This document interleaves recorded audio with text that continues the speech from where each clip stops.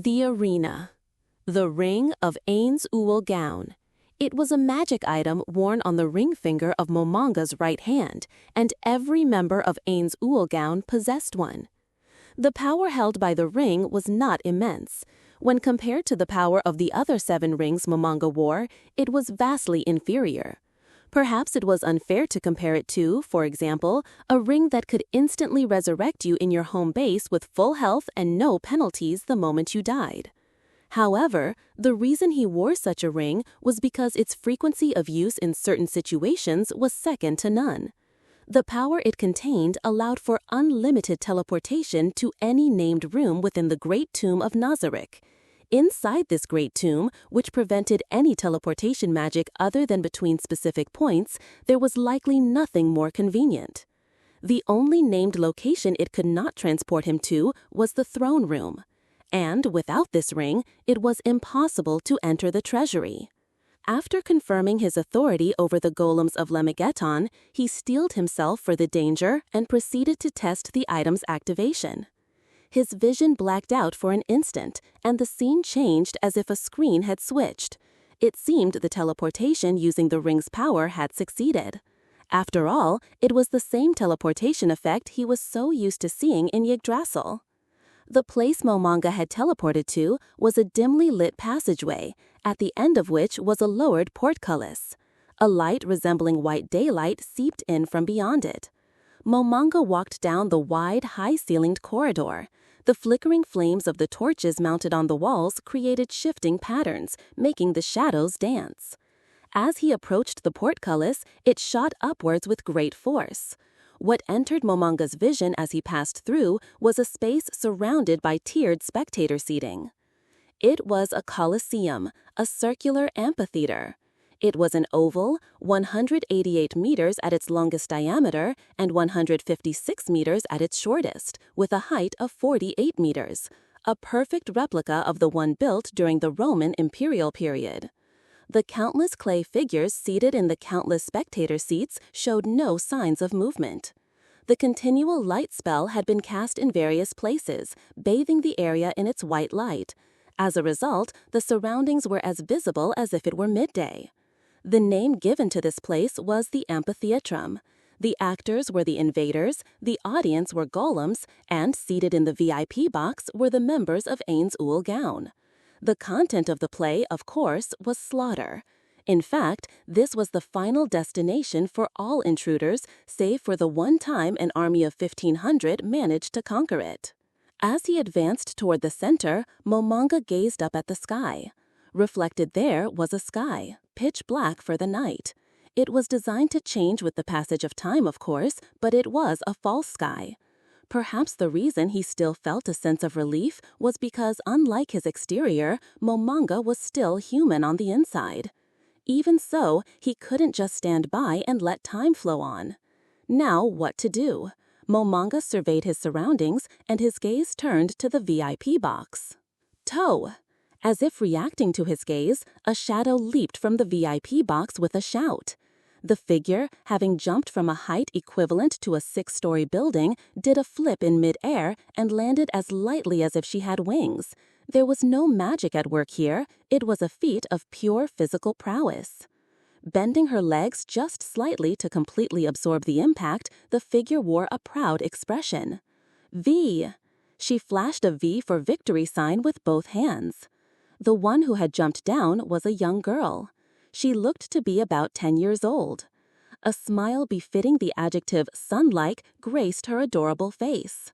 Her hair, like golden silk, was cut evenly at shoulder length, shimmering as it caught the light. Her heterochromatic eyes, one gold and one purple, sparkled like a puppy's. She had long, pointed ears and dusky skin. She was a dark elf, a race closely related to elves. She wore snug-fitting light armor made of leather, overlaid with jet black and crimson dragon scales on both her top and bottom. Over that, she wore a white vest with gold embroidery. On her chest was the gilt sigil of Ain's Uul gown. A coiled whip was fastened to her waist and another to her right shoulder, and she carried a giant bow on her back, one with bizarre decorations on its handle, limbs, and grip. This girl was the guardian of the 6th floor, a beast tamer who commands phantasmal and magical beasts, Ara Bella Flora. The girl trotted toward Momonga. Although it was a trot, her speed was tremendous, nearly that of a beast at a full sprint. The distance between the two closed in an instant. She slammed on the brakes with her feet. Her boots, which had mithril alloy plates embedded in the tops, scraped against the ground with a za-za-za sound, kicking up a cloud of dust. If she had calculated it so that the dust wouldn't reach Momonga, it was an impressive feat. Phew! Though she wasn't sweating, she pretended to wipe her brow. Then she beamed a smile like a puppy eager to play. "Welcome, Lord Momonga. Welcome to the floor I guard."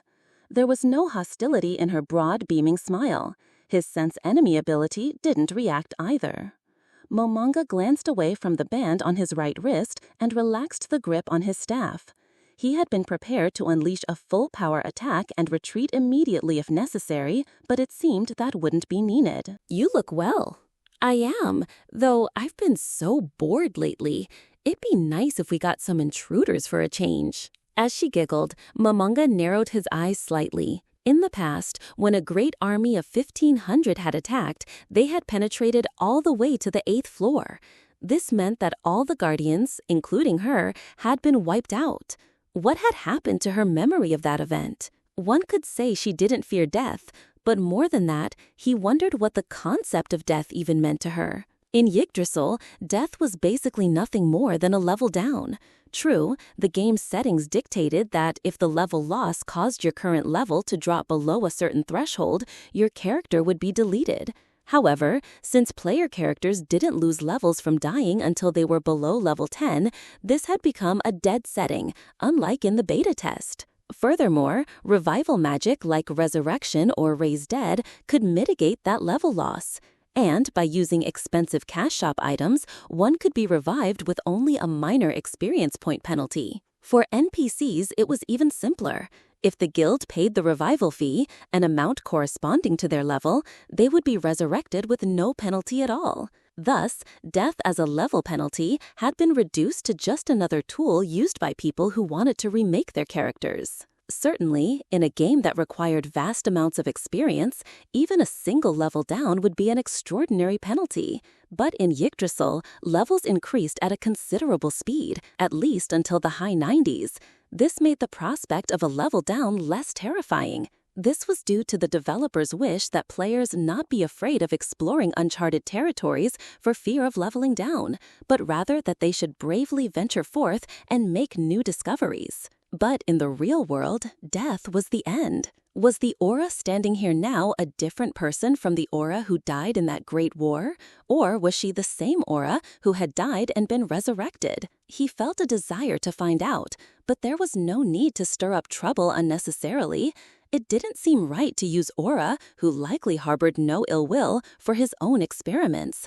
And above all, she was a former NPC created by a member of Ainz Ooal Gown. He could ask her about her own thoughts and feelings after all the pressing matters were resolved.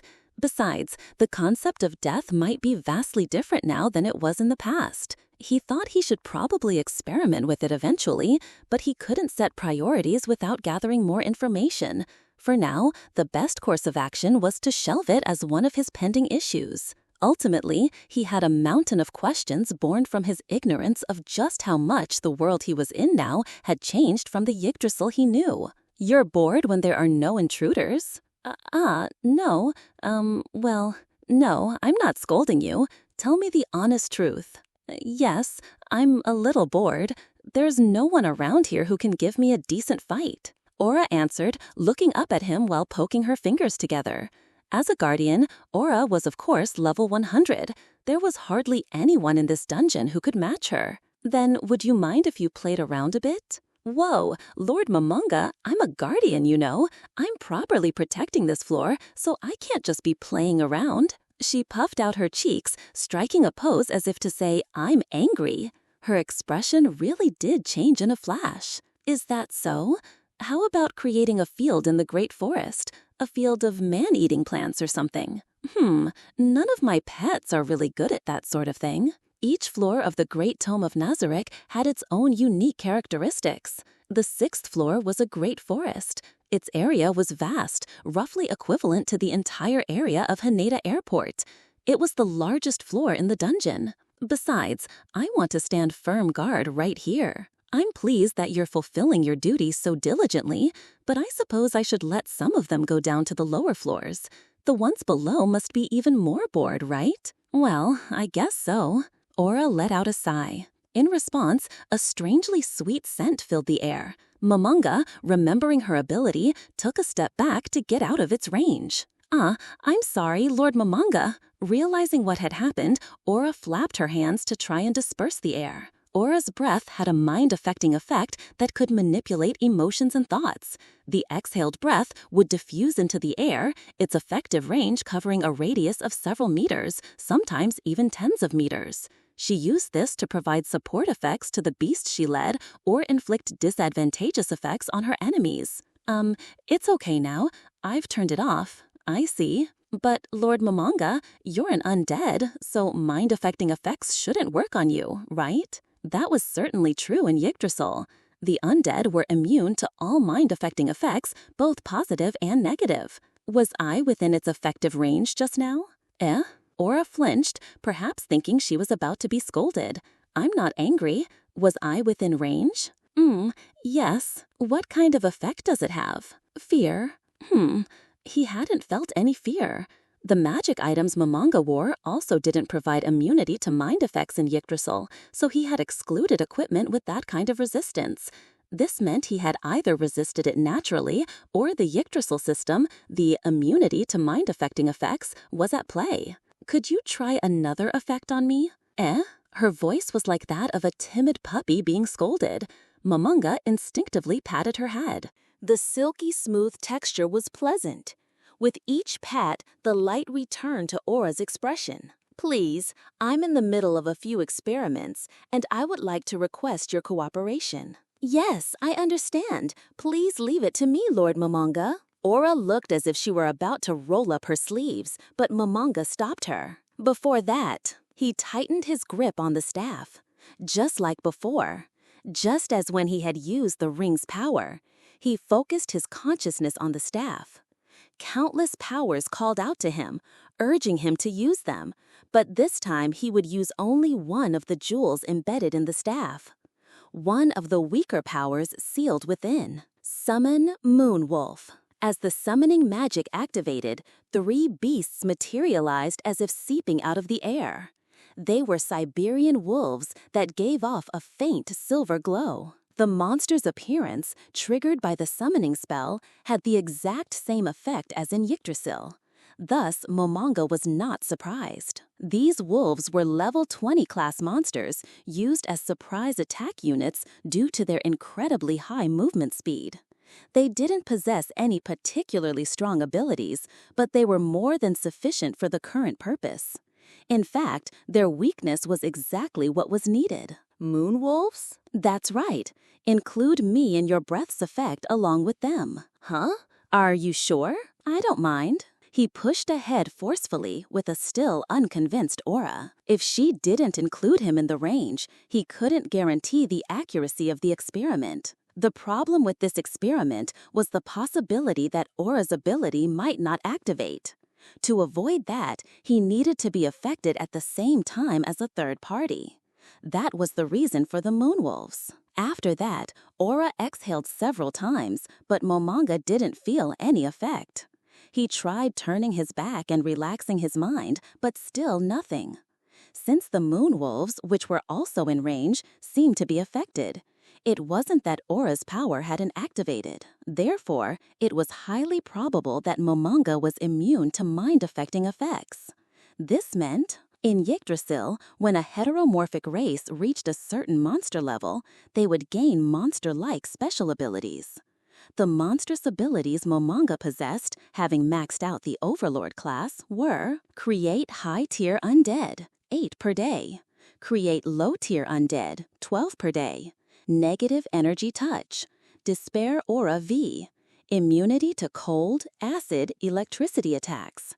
High-Tier Physical Immunity 3. High-tier magic immunity 3.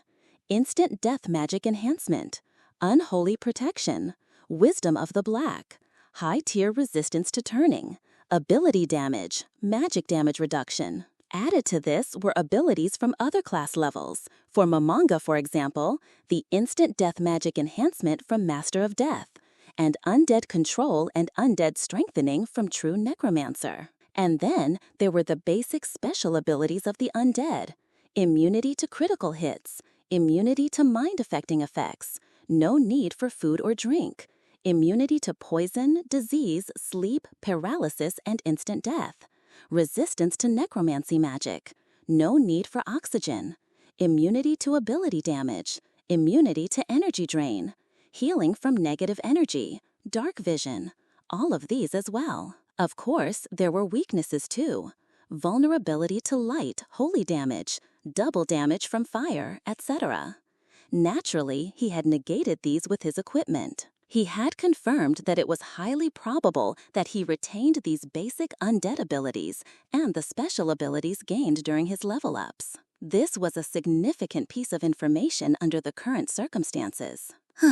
My thanks. Yes, it was no problem at all. Return. The 3 moon wolves vanished as if their appearance were being rewound. I thought that in the old days, Aura's power didn't have negative effects on those who belonged to the same guild. Eh? Seeing Aura's blank face, Momonga understood that was not the case. Was I mistaken? Yes, however, I can freely change the area of effect, so perhaps you confused it with that. I see. So friendly fire is on, huh? If I use area of effect magic incorrectly, I'll be in for a world of hurt. Aura silently watched Momonga as he muttered to himself in thought. Then, as if growing impatient, she spoke up. Was your purpose in coming to my floor today for that experiment? Huh? Ah, right. No, that's not it. I came today because I thought I'd do some training. Training? Aura's eyes widened as if they would fall out of her head. What is this being, the supreme magic caster, the ruler of this great tome of Nazarick, and my superior, saying?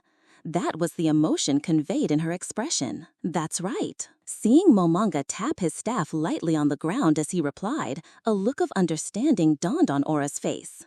Momonga, who had been observing this, felt a sense of joy at having successfully guided her thoughts as he had predicted. Understood. That staff is the legendary one, isn't it?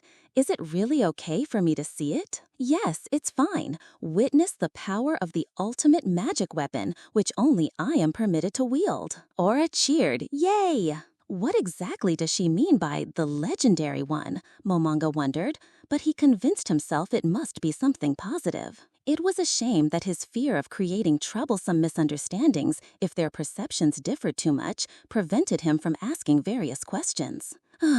And Aura, I've summoned all the floor guardians here, so they should be gathering in less than an hour. Huh? Then I must prepare a welcome. No, there's no need for that. You just have to wait here until the time comes. Is that so? All the guardians?